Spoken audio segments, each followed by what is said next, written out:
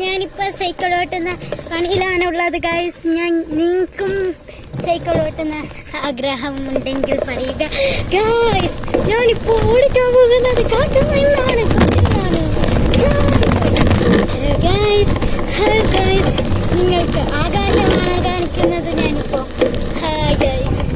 Hello guys, ഇപ്പോൾ ആകാശത്തിന്റെ ഉള്ളിലാണ്, വിമാനത്തിലാണ് പോകുന്നത്. വിമാനത്തിലാണ് ഞാൻ കാണിച്ചുള്ളത്. ഹലോ ഗൈസ്, നിങ്ങൾക്ക് കാണണമെങ്കിൽ